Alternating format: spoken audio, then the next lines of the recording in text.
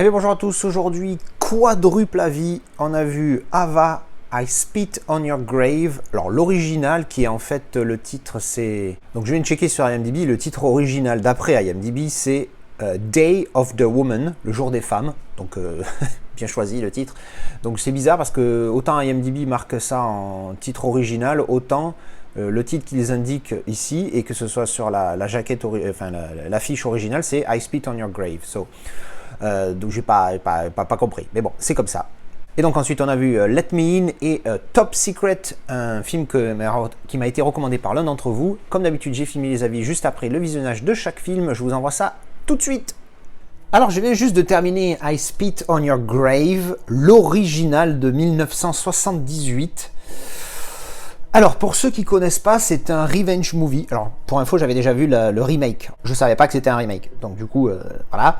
Donc, je viens de voir l'original. Donc, après avoir vu le remake. Donc, pour ceux qui ne connaissent pas du tout, c'est en fait un revenge movie où une jeune femme qui vit dans une maison, on va dire,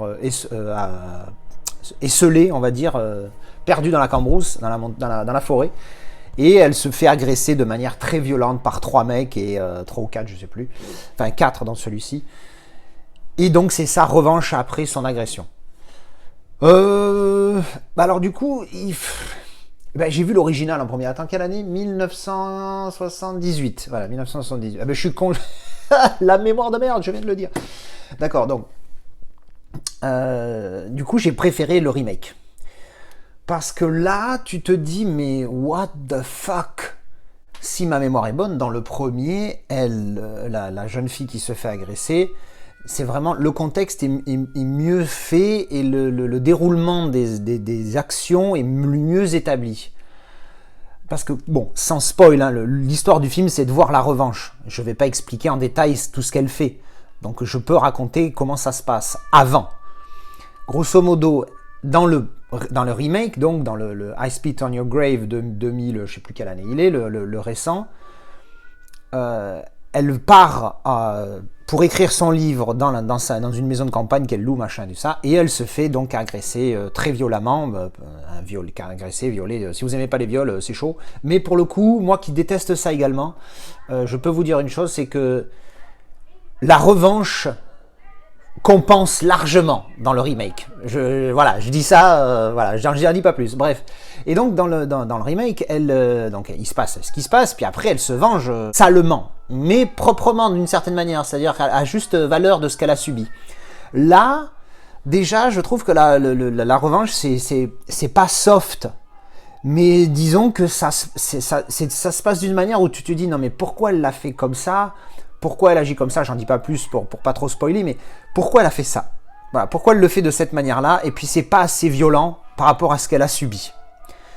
Et puis surtout, avant même qu'elle se venge, parce que dans le remake, il se passe ce qui lui arrive, et dans les 24-48 heures, elle se remet un peu de ses émotions, et la vengeance arrive. Là, ils le disent clairement, il se passe 15 jours. C'est-à-dire qu'en fait, elle vient dans sa maison d'été. Parce que là, c'est pas un truc qu'elle loue dans l'original, c'est pas un truc qu'elle loue, c'est sa maison d'été. Elle vient dans sa maison d'été, elle se fait agresser, et après elle reste chez elle, alors que pendant son agression, à un moment donné, elle essaie de choper le téléphone pour appeler de l'aide. Eh ben, après la fin de l'agression, elle reste chez elle, elle prend une douche, et puis elle se soigne, et puis elle continue elle se remet à réécrire son livre, normal, tout va bien. Je dis, mais en quelle année tu fais ça? T'es seul, abandonné, les gens ils savent où t'habites, et tu restes chez toi tranquille comme ça? Non mais c'est quoi cette blague? Bon, en fait c'est ça qui m'a tué, parce qu'après bon, la revanche, elle est pas à mon goût, on va dire, mais ça après c'est pas grave, tant qu'elle se venge, c'est ce qui est important. Par contre c'est ce laps de temps là, comment ça se fait que après un truc pareil ça tient pas la route? Je vous dis, dans le remake, après, à moins que je me trompe, hein, peut-être que je me rappelle plus bien, mais dans le remake j'ai pas eu ça m'a pas choqué, c'est-à-dire qu'elle se venge, on va dire, rapidement après son agression. Là, bon, détente, 15 jours, elle va faire ses courses, c'est bon, vas-y, il m'a fatigué. Bon, du coup, déception, hein, d'habitude je préfère les originaux que les remakes, mais là, pas du tout. Donc déception, je sais plus combien j'avais mis au remake, je crois que j'avais mis un truc genre 6 sur 10, un truc comme ça, parce que c'est pas non plus un film dingue, hein, le remake, il m'a bien plu, mais c'est pas la folie, quoi. Je crois que là, je vais mettre 3, parce que c'est pas terrible. C'est pas terrible du tout, voilà. Donc déception. Après, niveau qualité, déception là également, je vais mettre 2 sur 5 pour le Blu-ray parce qu'il est vraiment pas top. Enfin, il n'est pas dégueulasse, 2 c'est un petit peu sévère, j'avoue, mais il y a des fois c'est granuleux. Oh là là, il y a la scène au début où les fils de Satan qui vont l'agresser, ils discutent dans le noir. Putain, il y a un voile gris, granuleux, mais pas granuleux genre le grain de la pellicule, granuleux genre grisâtre, qui fait un voile blanc en plus du grain, tu sais, un truc dégueulasse quoi. Bref. Donc voilà, bon, déception pour l'original, mais bon, je vais garder le 7, maintenant j'avais aimé le 1 et le 2, hein, je vais pas revendre que les disques tout seul, quoi. Et bien voilà, c'était mon avis pour l'original de 1978, I Spit on Your Grave. Alors je viens juste de terminer Let Me In. Alors ce qui m'emmerde, c'est que c'est un remake, et ça je l'ai su au moment où j'ai démarré le film, alors bon, je me suis dit fuck, let's go. Et ouais, ça va, il m'a plu, il est pas mal, c'est un bon film, mais du coup je suis ultra hypé de voir l'original. Alors pour ceux qui connaissent pas du tout, c'est l'histoire d'un gamin qui est un petit peu maltraité à l'école par des salauds. En anglais on dit bully, je sais même plus comment on dit en français, bref. Et il fait copain avec une nouvelle voisine qu'il a, qui est donc la petite jeunette là, comment ça s'appelle, Chloé Grace Moretz, parce que c'est un film de 2010, donc elle était jeune. Les mecs, c'est un remake de 2010 d'un film de 2008. Les Américains, eux, ils peuvent pas dire « Ok, les Suédois, ils ont fait un bon film, on va laisser le film suédois. » Non, il faut qu'ils fassent un remake. Ils avaient fait pareil avec les hommes qui n'aimaient pas les femmes. Là, ils ont fait un truc qui s'appelle Millennium. Enfin, c'est dingue, ces Américains. Ils peuvent pas se contenter de la version originale. Enfin bon, bref, ça, c'était une parenthèse. Donc, le gamin fait copain avec cette jeune fille. Et cette jeune fille, elle est un petit peu spéciale et elle lui donne un petit peu de force. Parce que pour se défendre en face de ceux qui le maltraitent à l'école. Le film est pas mal. Bon, après, il s'avère qu'il y a un développement et que la jeune fille, elle lui dit à un moment donné « I'm not a girl ». Donc bon, voilà, après, j'en dis pas plus parce qu'au bout d'un moment, tu spoil. Donc intéressant à voir, mais du coup, je suis quasi sûr que je vais préférer l'original. Je sais pas pourquoi, j'ai ce petit feeling là, tu vois, je me dis, je sens que je vais aimer l'original plus. Donc, très bon film, je le recommande malgré tout, je vais mettre 7 sur 10. En attendant de voir l'original, parce que moi je me connais, si je vois l'original et que je le trouve beaucoup mieux, celui-là il risque de tomber à 5, et l'original je vais lui mettre 8 ou 9, une connerie comme ça, enfin j'en sais rien encore une fois, il faudra que je le voie, mais bref, maintenant je suis chaud du slip de le voir. D'ailleurs l'original, son titre, d'ailleurs j'ai pas mis ma note, on va mettre 7 pour le moment, son titre à l'original c'est, voilà, ça c'est l'original, Let the Right One In. Donc tu vois, même sur IMDb, il a 7,9 et l'autre, il a 7,1. Donc c'est quand même une meilleure moyenne. Et le film, il est de voilà, 2008. Alors, je vais tenter mon suédois pour voir. Lat den rat koma in. Alors, je parle suédois ou je parle pas suédois, moi? Bref, donc...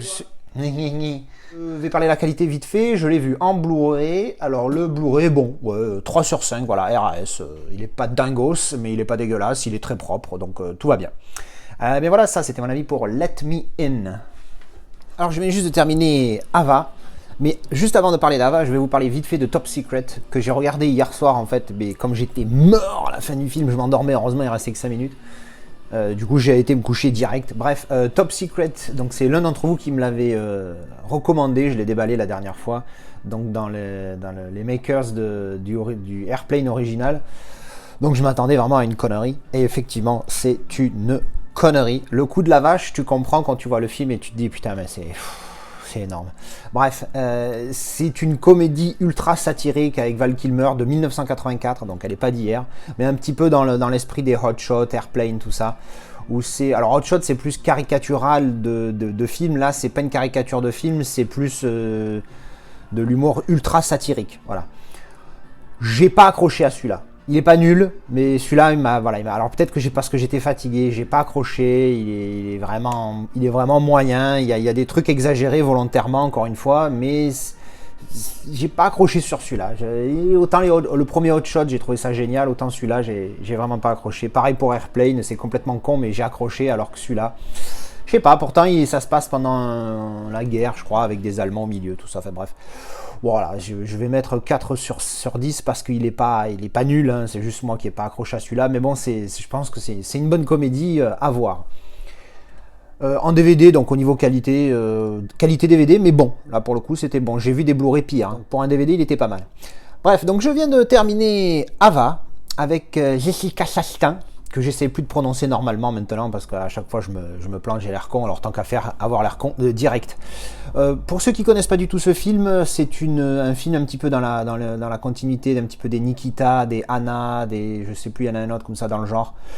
Nom de code Nina, je sais plus quoi, enfin bref, tout ce genre bon alors là pour le coup c'est des exemples où c'est que des femmes les tueuses. Alors l'histoire est pas dingue, mais j'ai bien accroché au film, il fait 1h30, il est bien rythmé, l'histoire est sympa, il y a un petit côté où elle gère sa vie personnelle à côté qui est pas mal, je trouve, qui est pas dingue, hein, encore une fois, hein, c'est pas inventé la machine à courber les bananes, mais c'est sympathique, c'est pas mal. J'ai l'air super hypé, mais je vais quand même mettre que 6 sur 10, hein, non plus, il faut pas déconner, c'est pas non plus un chef-d'œuvre. Il m'a juste plu, c'est un bon 6 sur 10, tendance 7, voilà, on va dire. Au niveau qualité Blu-ray, c'est bon.